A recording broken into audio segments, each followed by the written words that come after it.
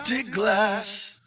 Woo! Welcome back to another episode of Death Curse Society, gang. I'm Red Crank, I got the Colonel, and I got Zigzag. Woo!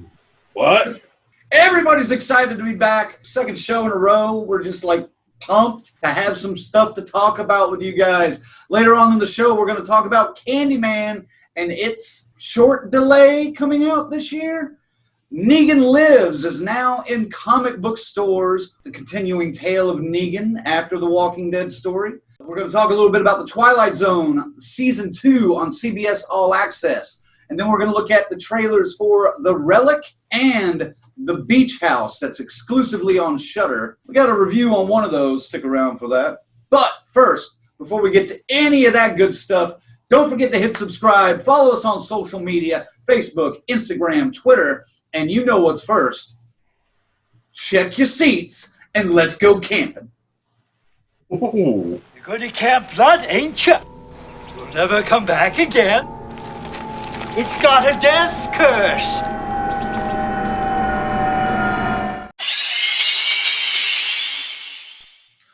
Our topic for Let's Go Camping this week is a little bit of good news, a little bit of bad news. Actually, a shit ton of bad news and a very little bit of good news.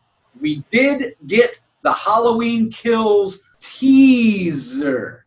About 30 seconds, and that's about it. But check it out, and then we'll talk about it right after this.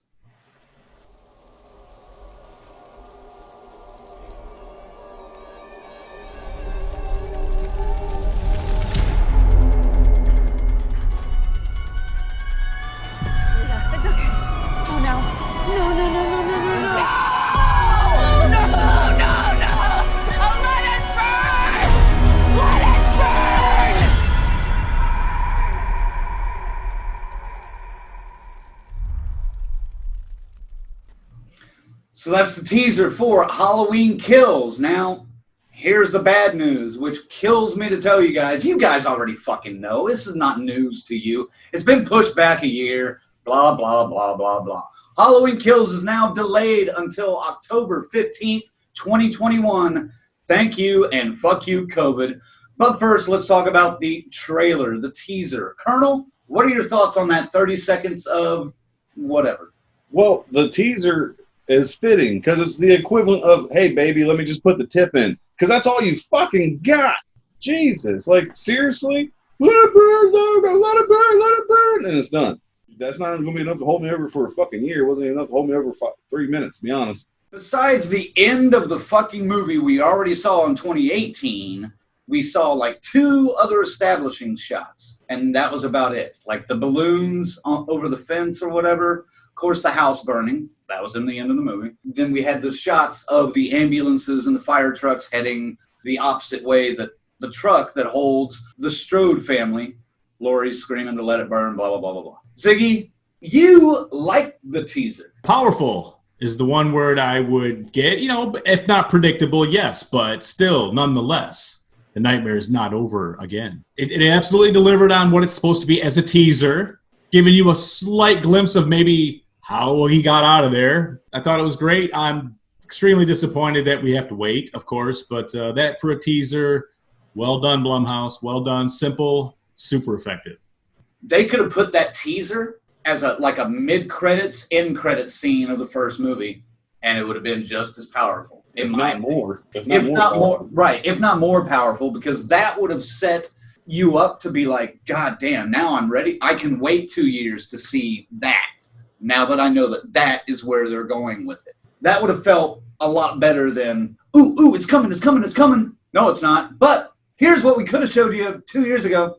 Wait for it later. Another year. That's what pisses me off about it.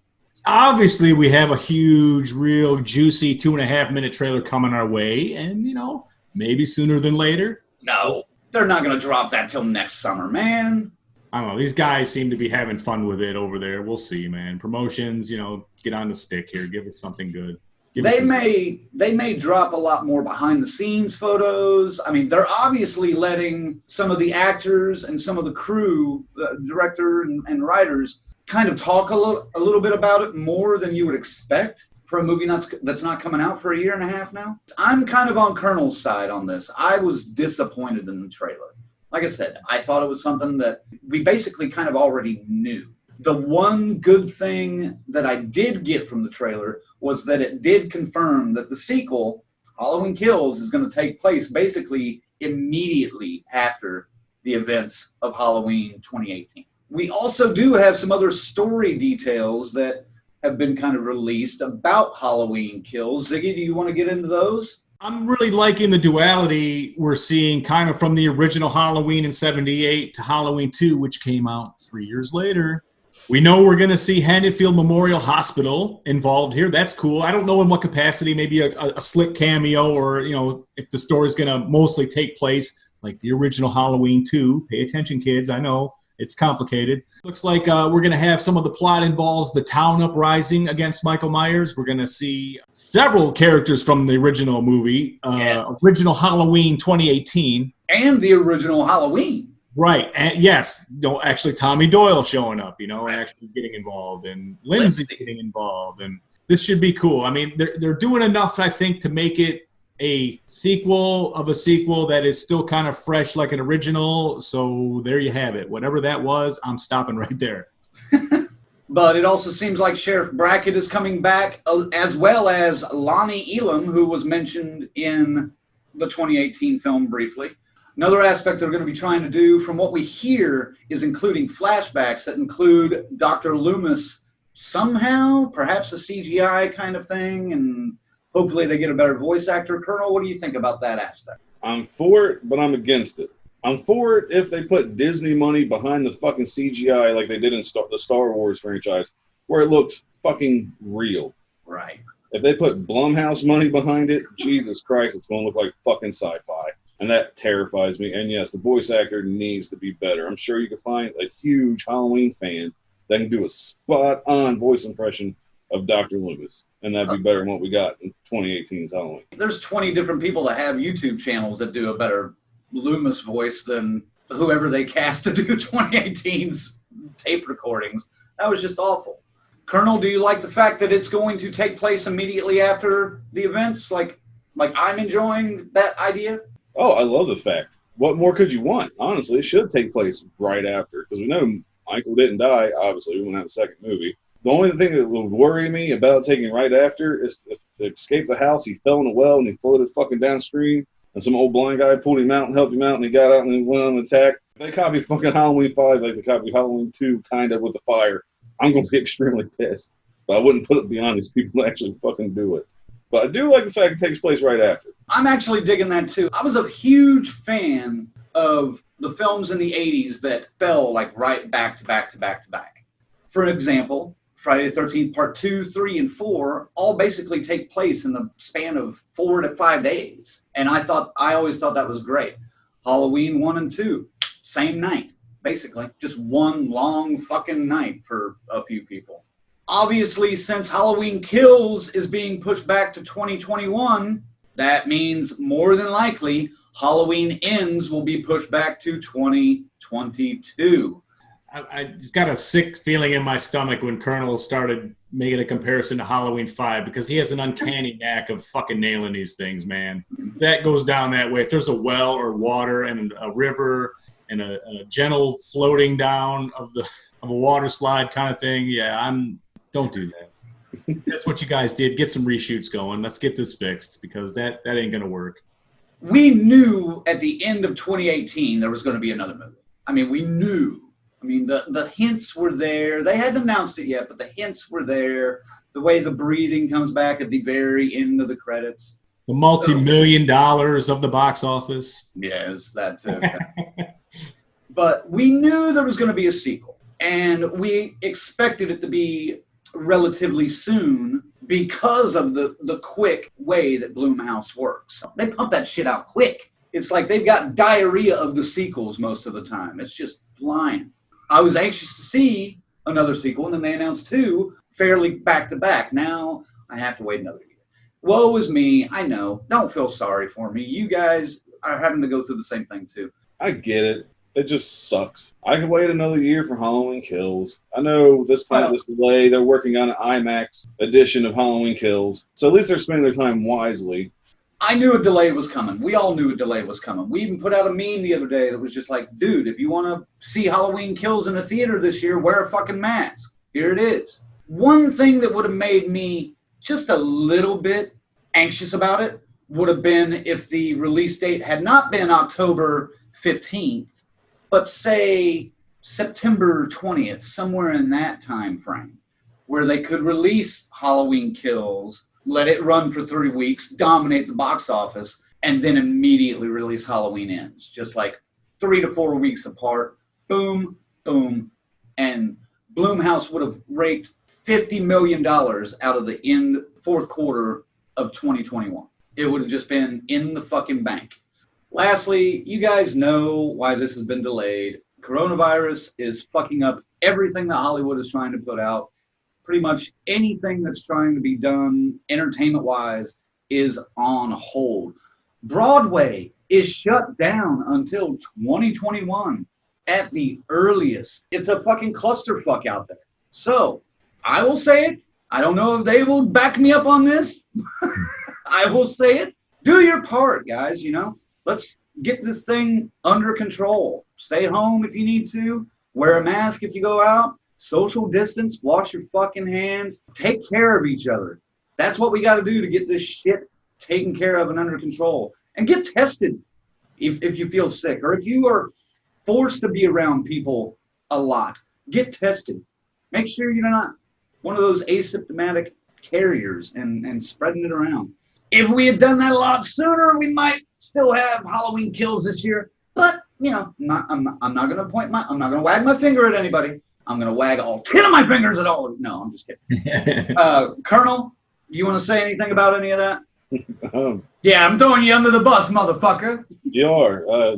Just do your part. I mean, we got to do what's best for everybody as a nation. Obviously, we're failing miserably at that, and we honestly will. Till there's a vaccine, I don't have enough faith in the American population to not be selfish or think, you know, their patriotic freedoms are being taken away because they have to wear a mask. I have to wear a mask for 8 hours a day at work.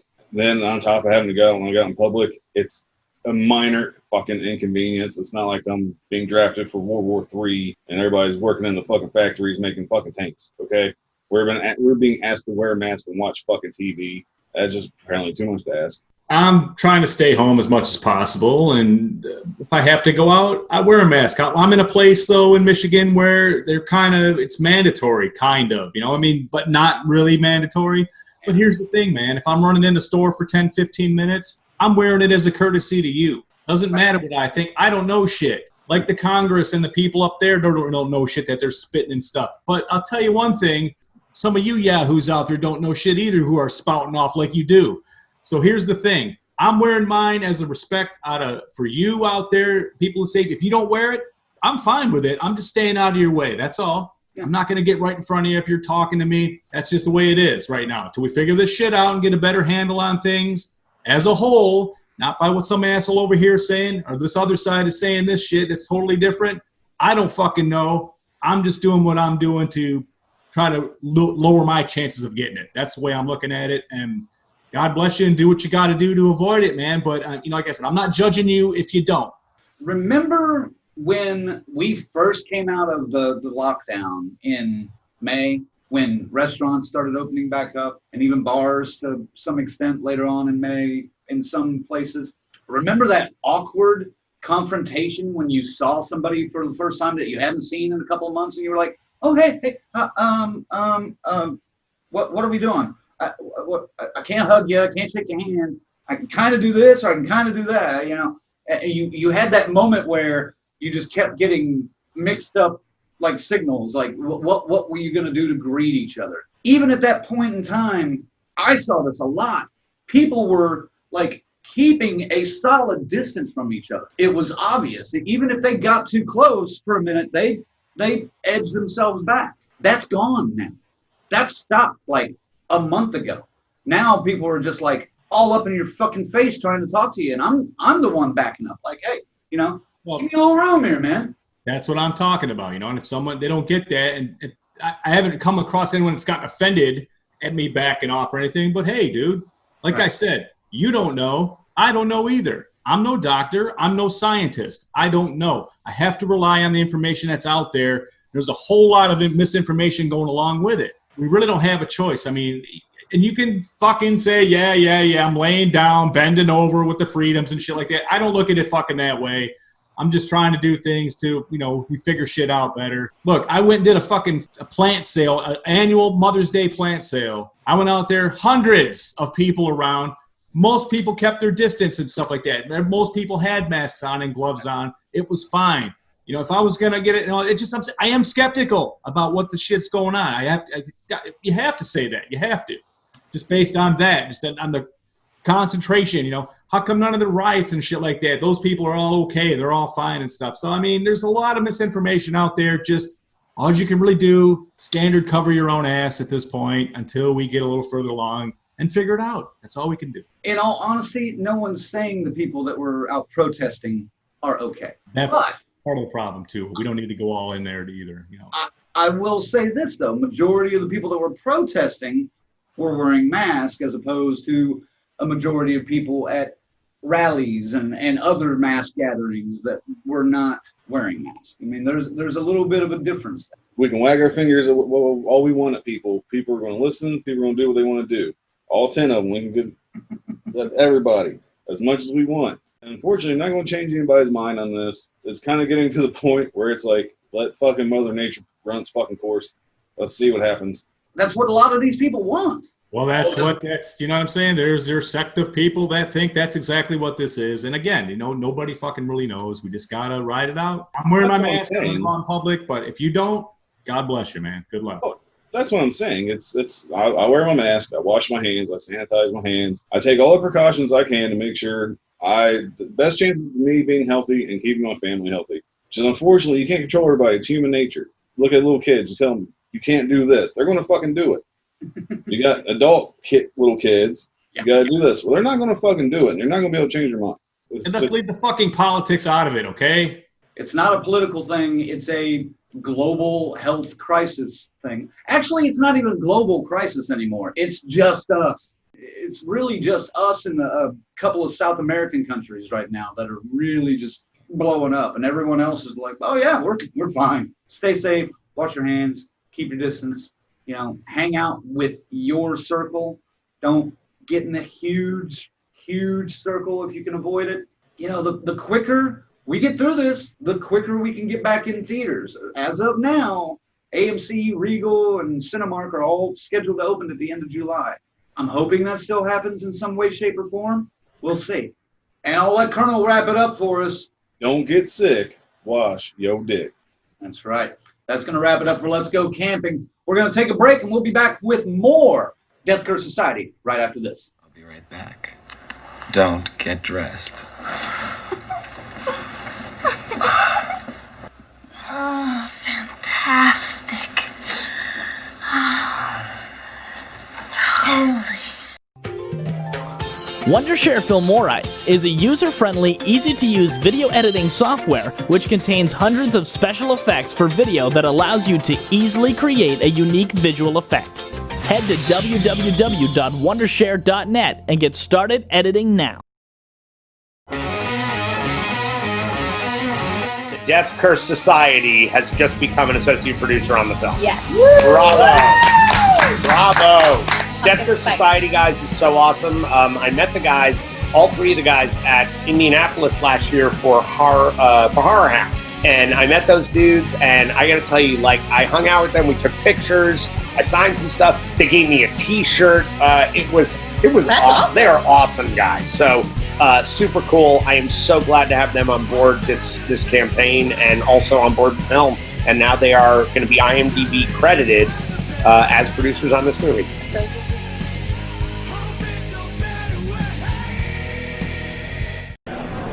Hey, this is PJ Souls, and you are totally watching Death Curse Society. So keep watching.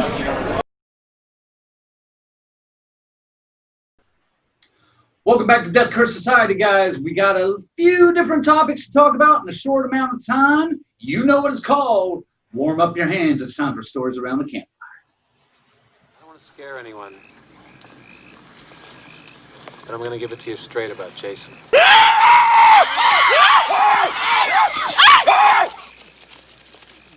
Hey, come back! First up on Stories Around the Campfire. Now that Halloween Kills is not on the schedule for October 16th of this year, something has filled its place, which gives us a little bit of hope. And that's why we were so adamant about the first segment. Wash your goddamn hands! Candyman is now scheduled to be released October 16th, 2020. So, Colonel, what do you think? You think it's going to happen? Absolutely not. No hope whatsoever. I fucking have no hope that it's going to come out. I mean, granted, don't get me wrong, it's a great fucking replacement. Kill in the fucking box office. More so they probably would have in the month of June when it was originally supposed to come out last month. I'm sorry, we're just not going to fucking see it. They'll get pushed back another year or two. That's where I'm at. I literally have such little faith that this will be cleared up enough in time to actually go into a theater even at 50% capacity. I just don't see it happening. I'm very disappointed, Colonel. I'm the negative Nancy. What can I say?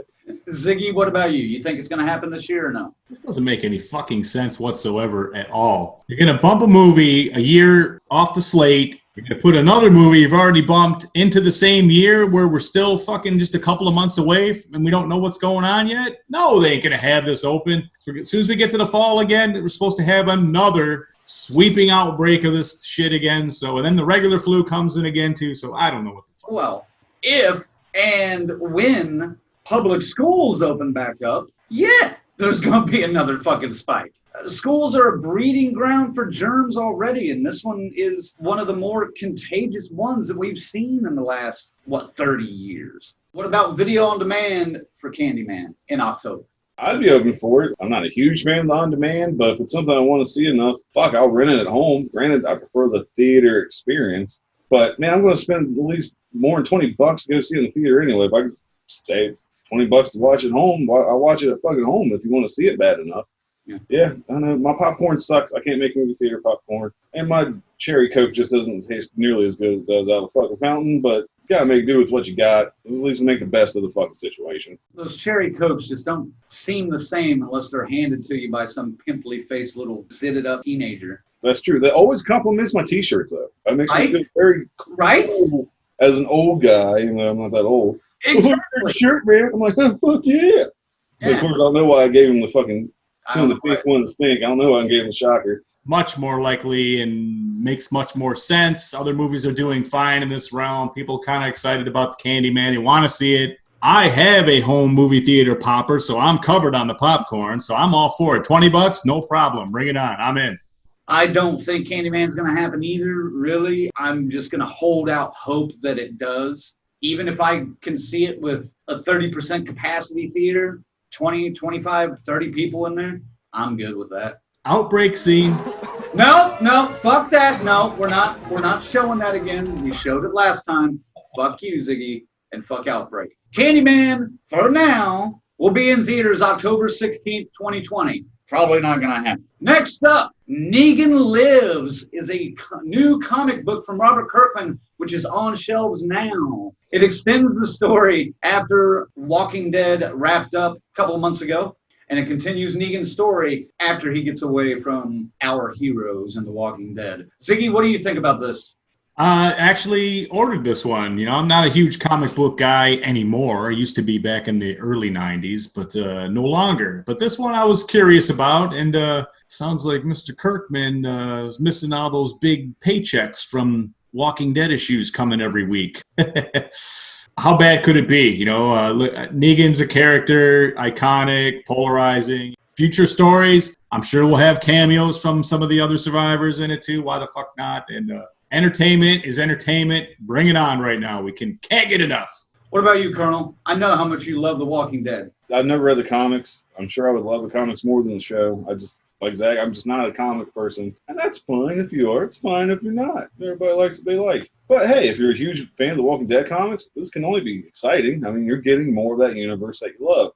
I just think it's funny. Negan can live on page, but he can't live on screen because I don't know if you guys heard about the reports. Looks like Jeffrey Dean Morgan's walking out of the fucking show. Yes, that is true. Jeffrey Dean Morgan, I don't know if it's officially official, but is in talks or has accepted a role in The Boys, which is on Amazon Prime. So I'm not sure how much he's going to be involved in the future 11th season of The Walking Dead on the show. In the comic books, if I remember correctly, Negan just kind of like goes his own way and disappears. Not necessarily killed or written off, just separates from our group of heroes. They'd probably do the same kind of thing with him in the TV show, I would imagine. There is the possibility, since Maggie is coming back in the season finale of season 10, she may have something to do about that. That may be where they're heading with this. It's 50-50 shot right now. You don't know. Mistake. Colonel, which one do you think? Do you think they're going to off him, or do you think they're just going to let him ride off into the sunset? I think they're going to leave him right off to the sunset, so in case he has to, like Lauren Cohen, come crawling fucking back to get a role, at least he can, because, I mean, it's like rats jumping off a fucking sinking ship. I mean, Negan's one of the popular characters now. They got to try to keep him around as best they can, at least give him the option to come back. They kill him. That's, shocking it will be, but a big mistake if they're looking to continue this series much longer. So that's the bottom line. Personally, Negan's been the only thing that's really had me stick around for the show the last 4 or 5 years. His storylines, for me, most of the time, were so much higher than everything else that was going on. It was just like, ooh, Negan. 15 minutes of Carol whining about some bullshit. We'll see. I think they'll let him survive, obviously, just for the potential in the future. But our next topic, last month on CBS All Access, The Twilight Zone from executive producer and host Jordan Peele dropped on their network. All 10 episodes were available to binge watch. And I kind of need to say that this portion of Death Curse Society is kind of sponsored by Jimmy and Rachel, who let me hijack their CBS All Access for a week so I could watch these episodes, but don't tell anybody. I'm not using last names. I was going to DJ their wedding, but I don't think that. I don't know. If you guys remember last year, I really dug season 1, and I especially love the through line that they ended up revealing in the season finale. I just thought that was a brilliant touch. They didn't necessarily have anything that constant in this one, although Jordan Peele did actually write one of the episodes. Again, kind of like last year, this year was hit or miss. The first episode was called Meet Me in the Middle and featured Jimmy Simpson and Jillian Jacobs. I really dug this episode because the storyline was this guy, lonely bachelor, trying to meet someone through online dating, and he's actually on a date with someone who's just boring the shit out of him, and this woman's voice just pops into his head, and for some reason, the two main characters have this telepathic link to each other. It's a very interesting relationship, and they explore that, and they kind of fall for each other, you think. And of course, as with many of the episodes in season 2, there are some strange twists. A lot of them I kind of saw coming. There were several high points with episodes in this. Meet Me in the Middle was one of them. The Who of You was another one about a struggling actor. 8, which is a Antarctical underwater like scientific experiment gone wrong, like an international science base, and this creature comes out. And one of the things that Zigzag had said he didn't necessarily think Twilight Zone was going to have was a lot of gore. First season, it really didn't. Second season, they brought the gore, and 8, the episode. I was going to ask you, which episode was 8 in the... It was. I believe it was the 6th. But don't get 6 confused with the 8th, because that's not the way it works. 6th episode, 8 on the 6th. Got it. Who's on first? What's on second? Fucked it up. They should just put at the 8th episode at number fucking 8 in the season. Jesus Christ. They should have, but another thing I liked about 8 was it starred Joel McHale, who is one of my favorite comedic actors right now. He's just got that dry delivery down perfect. Now, this is not a dry delivery, sarcastic, comedic role. Another episode I enjoyed was A Human Face, starring Christopher Maloney and Jenna Elfman as a married couple who are struggling with the loss of a child, but the child is brought back to them in a weird extraterrestrial sort of way. Just watch the episode and you'll see. But that was the one that had the most kind of touchy-feely emotional aspect to it. I really dug that. A couple other good ones were A Small Town and Try. It had a lot of really up episodes. Probably the two worst were, in my opinion, Ovation, awful, and You Might Also Like, which I did not like at all. I enjoyed The Twilight Zone. I think Jordan Peele is doing some very interesting storytelling, and he's bringing these writers and directors together in a way that I really enjoy. The world that he's creating with this new Twilight Zone is interesting. Why can't they do this on CBS? I don't know. I mean, that even goes for like their Star Trek fucking series. I mean, these things would get fucking viewers. If it's good enough, release it for the masses. Well, and that's something we can explore here for a second. Because of all the coronavirus bullshit that's going on, TV production is halted. It almost makes sense for them to take shows that are on the subscription services, maybe in the fall or even the spring of next year, go ahead and release them on the major networks. Like take the CBS All Access show Twilight Zone and air the first 2 seasons this October, or leading up to Halloween. Make that like a big Halloween event for CBS. After seeing the success of the first season and how successful it was in hits and getting on the subscriptions and everything, I was amazed that they didn't bump it up to the main network, but one of you guys made a point too that, well, you lose the swearing, you lose the blood and guts and everything, You will. And I agree to a point, the swearing for sure, the language, but The Walking Dead that broke all the doors down for the blood and guts, man. So. Well, I wouldn't say The Walking Dead did, but American Horror Story.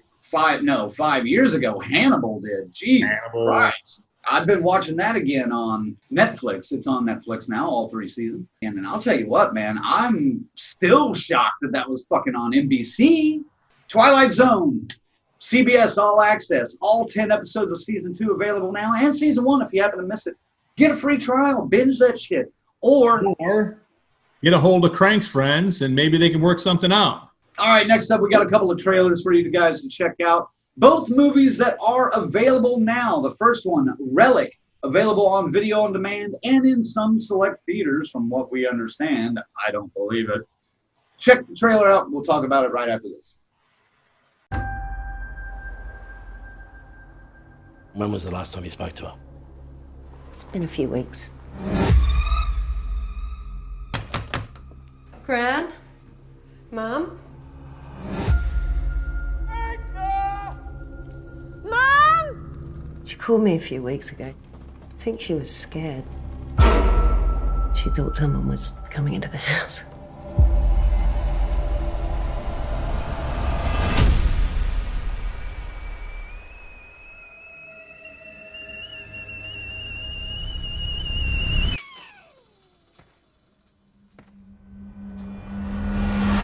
Tea? Do you know where you were, Mum?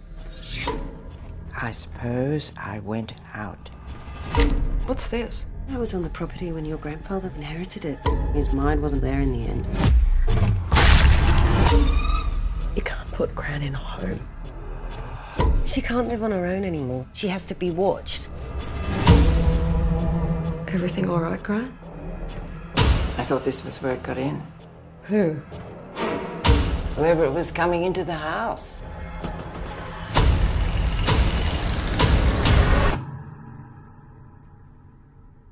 Mum, what is it? It's here. Under the bed. There's nothing under the bed, Mum. Will you check for me?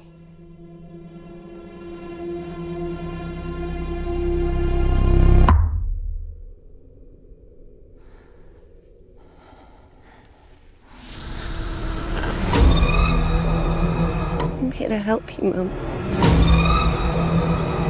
I can see you.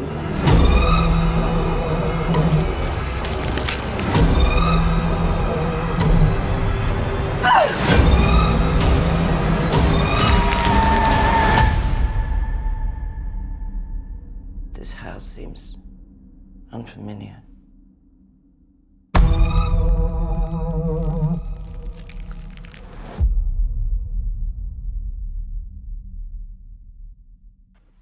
Relic, available on video on demand right now. Making her directorial debut, Natalie Erica James directs Relic. and it stars Emily Mortimer, Robin Nevin, and Bella Heathcote. And Michael J. Crocodile Dundee. Sorry. Yeah, that guy too.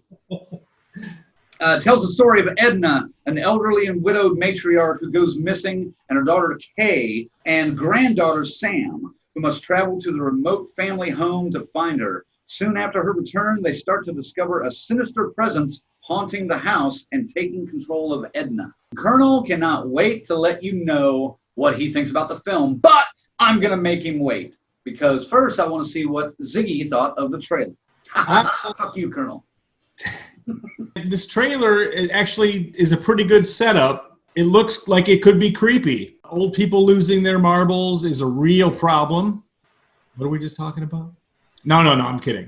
Yeah, it looks cool. I mean, like a ghost story, a haunted house with a real problem wrapped around it. Sure, it looks interesting to me. It did look like it had some, like the cabin in the woods, you know, that corpse looked pretty rancid and smelly and putrid. It looks like he's under that bed in that trailer. The trailer was crafted well. I can only hope that wasn't just the fact. The trailer's good, the movie wasn't. Colonel, please enlighten us. That was $6.99 and 90 minutes of my life I will never fucking get back. All right? You know that little haunted trail in the woods you're so happy about, Zach?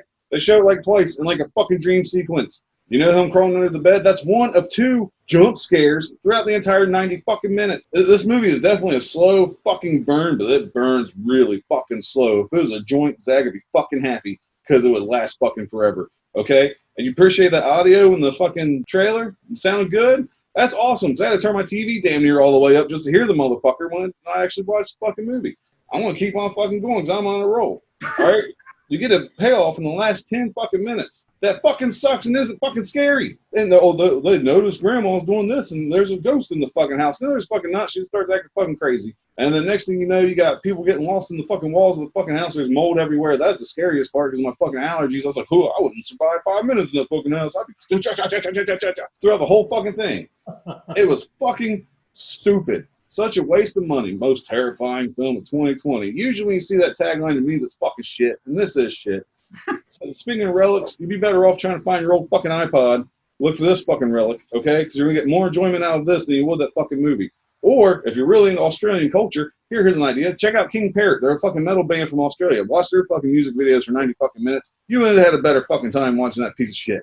Oh, I was fucking pissed. Oh, here's the good thing. This movie burns so fucking slow. Here, something that crossed my mind while I was watching it. If I could time travel, what time period would I go to? Oh, fuck, I'd go back to ancient Egypt. But there's a catch. I had to make sure I have a lighter so I can make a fire, you know, a machine gun, some kind of modern kind of weapon or whatever. And just show these people that, hey, look, you just show up.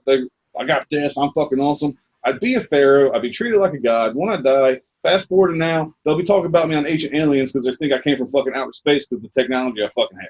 That was that's how I spent a good 5 minutes watching that fucking movie because it was fucking dumb. Okay. Aliens. If you guys haven't figured this out by now, Colonel doesn't really hold back any punches. None of us really do. Some of us are just a little bit more gentle with our words. Colonel is not so much. You know what? I was gentle with that Danielle Harris movie we saw that's filmed in Oklahoma. I was gentle with that. Well, redeeming qualities. This one is a fucking complete, utter piece of shit. It is fucking awful. Okay, better or worse than The Turning? Fuck, I want to go with worse, even though they're both really bad. At least The Turning was a polished turd. Bad movies are like, they're never ending, man. It's like a fucking, you're dreaming after eating a bad enchilada, man. You just keep popping all over the place and it's all bad. Why's it got to be a bad enchilada? Directorial debut, bitch, better go back to fucking film school again and take a couple more classes because obviously you passed with a D-. That shit was fucking awful. There you have it, guys. The official Colonel review from Death Curse Society of Relic. I guess keep a hold of your $7. One more trailer for you to check out on Stories Around the Campfire. It's The Beach House, exclusively available on Shudder. Look. When you see someone change in front of you, and you know there's no going back, it scares me to death. No one's been here in months.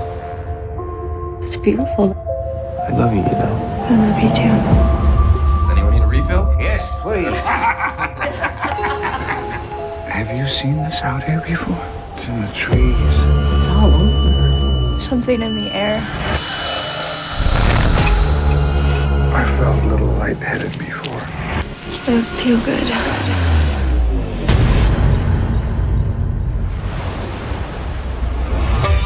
It's like I was knocked out. I can't remember. Mr. Turner! Matt! Miss Turner? Where's Mr. Turner? It is so nice out today.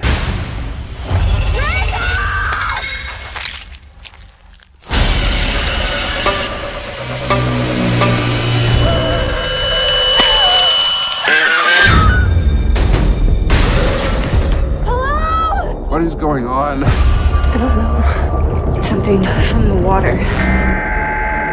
I can feel it inside. What is it? I'm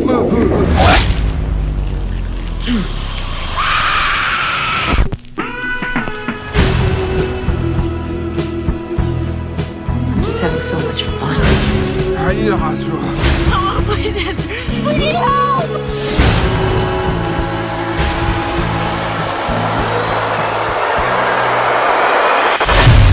Don't be scared. Don't be scared.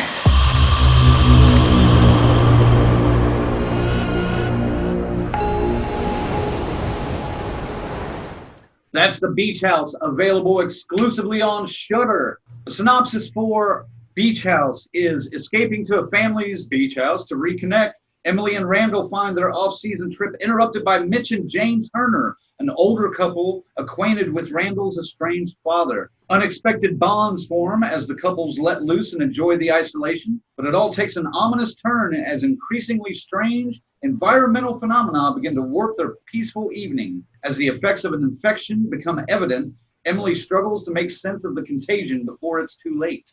Ziggy, what you think of the trailer? It could be the weed talking, but I thought we talked about this already before. Or at least I watched this trailer, but it looks interesting, man. It's a secluded little campy beach town and a young couple and an older couple on a beach, and looks like they shoot some oysters and some kind of virus is unleashed upon them, either from the ocean or we don't really know, but they all start tripping out and getting sick, and it looks kind of cool.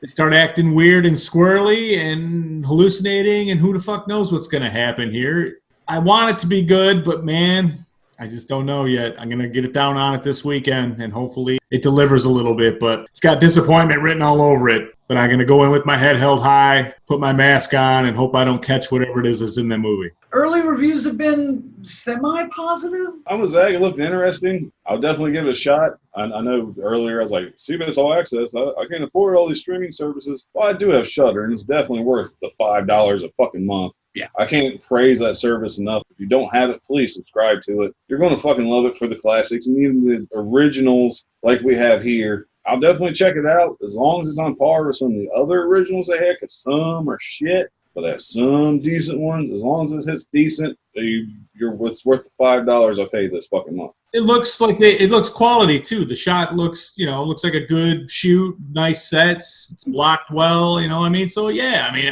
it's all set up to look good, probably sound good and everything, but just hope the story isn't retarded. So that's The Beach House. If you have Shudder, you can watch it now, exclusively on there. If you don't have Shudder, what's your fucking problem, man? $5 a month. Check it out. It's sweet. Classics, new shit, originals, series.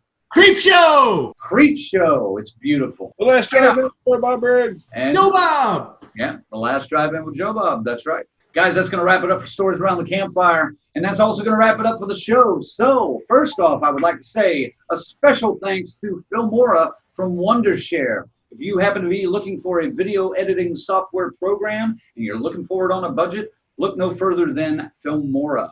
You can pick it up right now at wondershare.filmora.com. Colonel. Before I get started, let me go back to what Crank said at the beginning of the show. If you're watching this, obviously you're watching it on YouTube. Please subscribe to our channel and hit that notification bell to get updated anytime we have new content coming out. But wait, there's more. All right, we're also on Facebook, Twitter, and Instagram. You know what? If you're not real tech savvy and you can't keep up with it, well, guess what? We also got a website. Go deathcursesociety.com is your one-stop shop for all things Death Curse Society. Ziggy. So you say you're DCS, huh?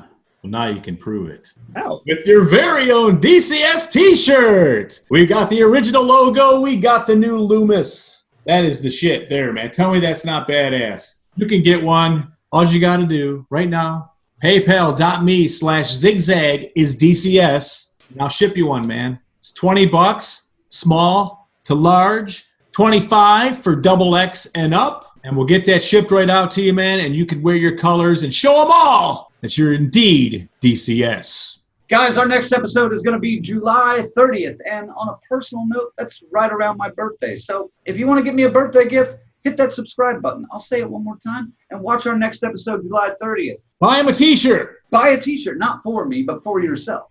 I'll accept that as a gift. In the name of Crank. Thank you guys for watching. Thank you guys for tuning in. We appreciate it. Please make sure to comment below. Talk to us on all of our social media outlets. We love to discuss horror with you guys and see what your thoughts are and if they conflict with ours or if they match ours. It's fun. Let's talk about it. Let's talk. For Zigzag and for the Colonel, this is Red Crank saying DCS out. We'll catch you next time. Woo! What? I don't know what that means. I don't know. I just roll with it. Dude, be careful. I ordered a dress off fucking Wayfair. I had 2 fucking Vietnamese kids in the fucking drawer. So I was like, what the fuck is this? Oh my God! Are we going to touch on that? No, we're not. Ziggy, help me. I honestly thought when you said if I had if I had access to time travel, I would travel back to an hour ago when I decided to watch this movie and tell myself not to. No, I literally went like, I really gave that some fucking thought while I was watching that movie because it was that fucking boring. Yeah, it is. I just thought of all the times that you could use time travel to change the world, Colonel would be like, no, I'm going to go stop myself from watching this fucking movie right now. And there'd be 2 of you just an hour apart, like flopping around in the world.